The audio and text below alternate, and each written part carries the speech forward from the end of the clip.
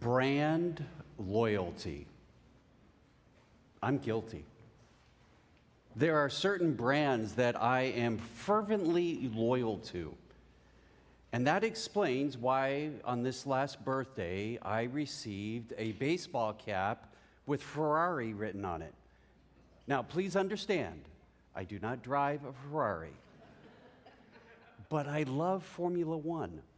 I love to watch it, and I am drawn to the team Ferrari because of its rich history. But the reality is, it's not limited to just that.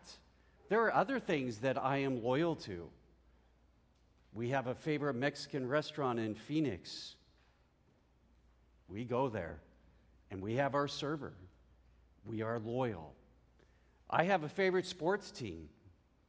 It's at times, over the last 20 years, it's actually embarrassing to share what that team is. It's the Nebraska Cornhuskers. And yes, we lost to Minnesota. Loyalty, brand loyalty. And I imagine if you looked in your own life, you probably find that exact same thing. And the reason why it works is because those who produce these brands, these companies, they understand really well that if they can get you hooked, that if you see a particular item, another product, just like the one that you like and that you're loyal to, you will ignore it. And in fact, I don't understand this phenomenon, but we will actually, if we see a product produced by a different company than we are loyal to, we will actually be willing to pay more for our product than we are this other product. So why? Why do we do this? Well, I think part of it is that it makes us feel familiar. It's comfortable. In a world that is chaotic, a world that is continually changing right before us, it's nice to have those things that are familiar. They give us a sense of safety. They give us a sense of security. We know what we're going to get when we purchase it. No surprises. What's amazing, though, is this brand loyalty is not limited to products. It's not limited to material objects or services. Our loyalty can also be seen in areas of ideas, of thoughts. So think about this. Think about all the different social issues that we are facing right now in our country. And as your pastor mentioned, think about the social issues you are facing right now in Texas and the challenges. More than likely, you have an opinion about it. And if you're like the majority of us, you probably are pretty rooted in that opinion. You probably have a really good idea of where you stand. And so when you listen to someone who is different from you, someone who has a different perspective, it's at times we want to say we're listening, but I don't know about you, but when I listen, at times in the back of my mind, I've got a counter argument going against them already. Why? Because we're comfortable with what we believe when it comes to the social realm. But it's not limited to that. Think about politics. I mean, look at the tension that is in our country right now. I mean, we are so quick to divide ourselves over everything. We even divide ourselves based on color. Are you red or are you blue? But it doesn't stop there. It even trickles down into religious beliefs. And in particular, I want to focus on Christian beliefs. Beliefs that have been passed on from generation to generation to generation. I know the beliefs that I grew up with. They were instilled on me. They were a foundation for me. And I began to have doubts. But I kept those doubts to myself because it was safer that way. And then I would have questions. And then over time, I had the courage to ask those questions out loud. But I understood by asking those questions, there would be some that would be uncomfortable with them. And I understood that there would be some who would show me grace and be willing to listen and to interact with me. So when our religious beliefs are called into question, it can mess things up. It's like it turns our world upside down. Then what do you do? Well, the text that was read for us from the Gospel of Matthew is a perfect example of this. The text starts out by talking about Jesus stating what his future looks like. But to understand the setting of that, you got to go back up a little bit in the verses. And the setting there is that Jesus, and depending upon what gospel you're reading, Jesus is either addressing a crowd or he is addressing his close friends, his followers. And Jesus says to them, "Who do people say that I am?" And they begin to answer, well, some say you're this, some say you're this. And then in my mind, I imagine Jesus pauses. And he looks at each one of his followers in the eye. And then he asks the question, "Who do you say that I am? Who do you say that I am?" And then that one disciple who has no problem stepping out, Peter, says, "You're the Messiah." And Matthew has Jesus say, "Blessed are you." Peter feels pretty good, doesn't he? I got the answer right. But what the problem is that when Peter answered Jesus' question, he answered it from his perspective, his view of the Messiah. An idea that had been passed on to him from generation to generation, a Messiah who would come and deliver the people from their enemy. And then Jesus says, "Good for you, Peter." And then Jesus says this. In Matthew chapter 16, verse 21, it says, Jesus began to show or point out to his disciples that he must. And another way to understand that, or you could translate, Jesus knew that it was necessary, it was even inevitable that he was to go to Jerusalem, endure suffering from the religious leaders, and then end up being killed. Well, that immediately creates a problem for Peter.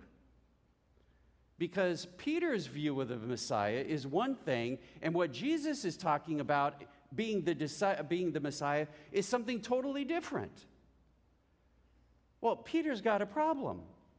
And Peter is going to rectify that problem. And how does he do that? He says to Jesus, "Hey, come here. Pulls him off to the side.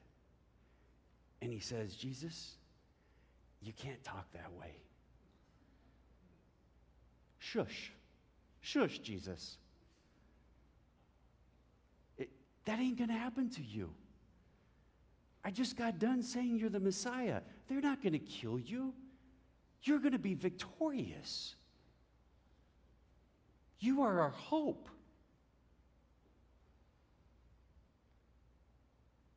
Do you see what's happening to Peter? His core religious beliefs are being called into question. And his first reaction is to push back. He's uncomfortable. Now, the story will go on and tell us that eventually, Peter, over time, will gradually begin to accept and understand a fuller image of who Jesus was and what he was about. That will happen. But at this very moment, The individuals who are hearing this story 50, 60 years after Jesus is no longer on this earth, all of a sudden they can resonate with Peter because their religious beliefs are going to be challenged. And the reality is, it's still happening to us today.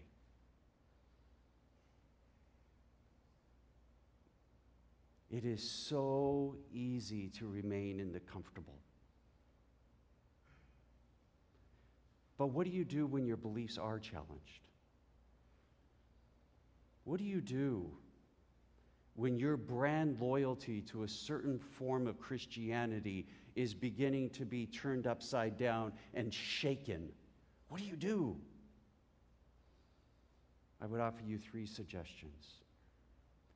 Number 1, face your fears. It's scary, folks. Changing what you believe is difficult.